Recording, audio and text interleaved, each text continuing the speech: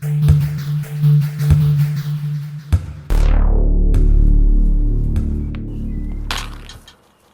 everyone, the Snowman here, and today I've got part one of a 6-part preview series for Euro 2020 this summer. I'm going to be taking a look at all the groups individually. Today I've got Group A. We'll be looking at the 4 teams of Italy, Switzerland, Turkey, and Wales.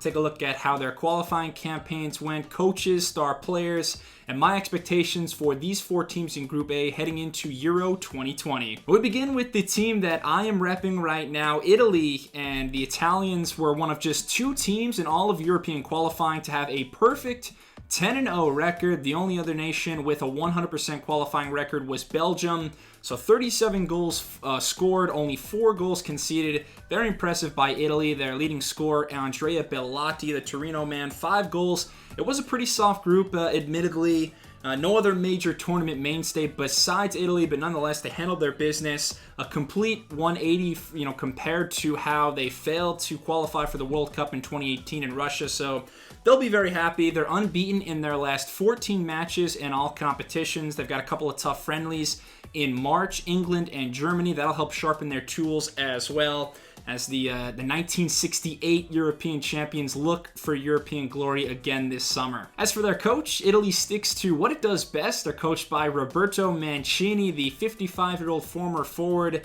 If you follow world football, you've probably heard of him before. He's coached some of the biggest clubs in the world. Clubs like Manchester City, Galatasaray, Inter Milan, and Zenit St. Petersburg, to name a few. Italy plays a very possession-style-based game under Mancini, so that's going to be key. And I believe he still hasn't ruled out bringing a couple of Italian legends, Gigi Buffon and Daniele De Rossi, along on the Euro 2020 final squad. You'd think Buffon wouldn't actually play much with Gianluigi Donnarumma, the heir apparent, him being such a young stud in the net, but just their presence could make a huge difference. So I'm going to be following that decision for Mancini in the upcoming months. In terms of a star player then, they've got lots of world-class players, Giorgio Chiellini, Verratti, Immobile, but I think the 32-year-old center back, Leo Bonucci, their captain, he's the heart and soul of this team, in my opinion. I think he's their best player. Bonucci is the prototypical Italian defender. He's got the name, he's tough as nails, very strong, 6'3", been playing forever, and my favorite thing about Bonucci is he gets involved in the attack so much, comfortable with the ball at his feet, and for a team that plays such a possession-style based game, he allows Italy to be direct, balls over the top of the defense. He can take the roof off. I just love watching Bonucci play. And my expectations for Italy in Group A and throughout Euro 2020, Italy definitely proved throughout qualifying that they're one of the most complete teams in Europe. Home field advantage is going to be huge for them, so 12 nations host this tournament instead of the usual 1. Italy, one of those host nations, they play all 3 of their group stage games in the city of Rome. That's going to be very key for them, so I expect them to win this group. I don't think it'll be a cakewalk, but they should come out on top in the group, and then from there, if I had to guess, I'd probably say they get to the quarterfinals and dip out like they did at the Euros in 2016. Could make a run of the semis, though. That's probably their ceiling for this Italian squad. Moving on to the second team in Group A now, that is Switzerland, and like Italy, they topped their European qualifying group. They had a record of 5-2-1, 19 goals scored, 6 against. Cedric Eaton, their leading scorer, with 3 goals scored. A pretty straightforward campaign despite a 1-0 loss to the Danes in Copenhagen. Didn't do it with quite as much flair as Italy. They're more of a gritty defensive team. Lots of veterans on the back line, guys like Lichtsteiner, Fabian Schär, Ricardo Rodriguez. Just think of Switzerland, they're more of kind of a consistent machine. They're always grinding out results, seem to professionally always be in the thick of European and World Cup qualifying, and it was more of the same for that for the 2020 cycle. And a lot of that consistency comes from Switzerland's head coach, Vladimir Petkovic. Petkovic, 56 years old now, has been with the squad since 2014, their manager at the last 3 major tournaments, and he's coached domestically a lot in Switzerland as well. Young boys there, and he's also coached Lazio in Serie A. And then for star player, this could go a couple different ways. If you're looking for pure star power and highlights, then Xherdan Shaqiri is your man. One of the most fun guys to watch. His highlight reel is as impressive as they come. It's right up there with anyone in the world, the Liverpool midfielder. But I think their best player is another midi who plays in the Premier League. That is Granit Xhaka. The Arsenal man, a do-it-all midfielder who is a tough tackler, can connect passes as well. The strength of their team is in the midfield, and he's the engine. Maybe they don't always finish in the final third. They're very balanced across the lineup, but I think that Xhaka makes them elite.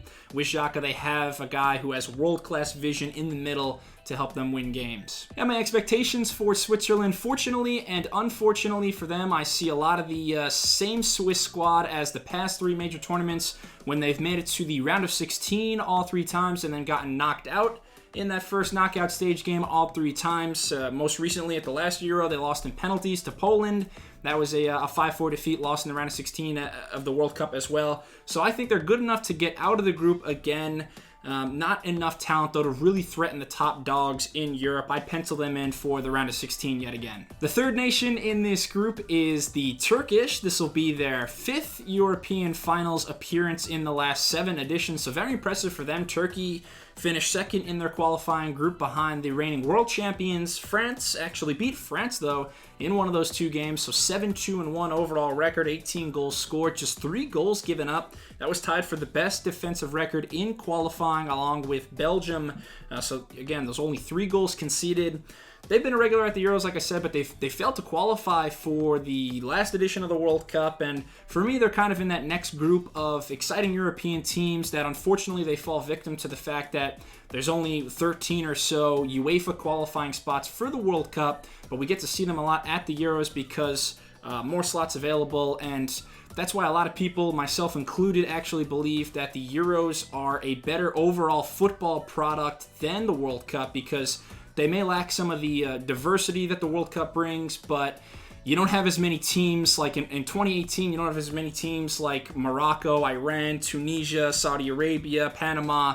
You get more of these teams like Turkey, like the next team I'm going to talk about, Wales. It's more chances for them, and they really have a lot of great players. So a very respectable qualifying campaign for Turkey, and I'm excited to see what's ahead for them. The head coach of Turkey, Şenol Güneş, is a 67-year-old ex-goalkeeper, and he has coached most of his managerial career in the Turkish domestic league. Won a couple of titles with Beşiktaş the last few years. Just took over in 2019, but this is actually Güneş's 2nd stint as the manager of Turkey. Coached them to a 3rd place finish at the 2002 World Cup, their best ever finish at a major tournament, so a man with lots of experience. Star player, they've got a couple of nice strikers, including Cenk Tosun and the aging Burak Yilmaz, guys who have very good instincts in front of the net, will score the goals, but I think their best, most talented player is Hakan Çalhanoğlu. Çalhanoğlu, a 25-year-old attacking midfielder, has experience playing for some great teams, Hamburg, Bayer Leverkusen, currently AC Milan. A set-piece specialist, has scored some incredible goals from free kicks. He's also an elite playmaker, has the vision and passing ability, a natural number 10 in the attacking part of the pitch. Not the fastest player, but lethal with the ball at his feet in terms of dribbling, crossing, and shooting from distance. He pulls the strings with Turkey. I expect Turkey to give themselves a chance to get out of this group. Remember, for the European Championships, the way the format works, there's 24 teams. So 4 of the best 6 third-place teams will advance out of the group. It's not just the top 2 teams in each group. Turkey certainly has a shot of being that third-place team in Group A. I think Group A overall is a really even and entertaining group as far as parity is concerned. Their first match, Turkey actually plays in the opening match of the tournament. I believe that's June 12th in Rome against Italy. That's going to be huge for them. If they can somehow just eke out a result, a draw there, they'll be in great shape. But against Wales and Switzerland on a good day, they can definitely beat those teams. They'll be on the fringe of getting out of this group and making it to the round of 16. And it's good to see this 4th team back at a major tournament. They are Wales, and they finished 2nd in their qualifying group with a 4-2-2 record. Only 10 goals scored, actually the lowest total for a nation that qualified for Euro 2020, but they were firm defensively, giving up just 6 goals. Weren't set to qualify actually at the start of the final match day, but a clutch 2-0 win over Hungary in Cardiff got the job done. A pair of Aaron Ramsey goals ascended them to that win on that day. They do some different things with formations. I know watching them 4 years ago at Euro 2016, played a lot of formations with 5 defensive backs, so I'll be interested to see how they do that going forward this year. They play to their personnel strengths, though, very well.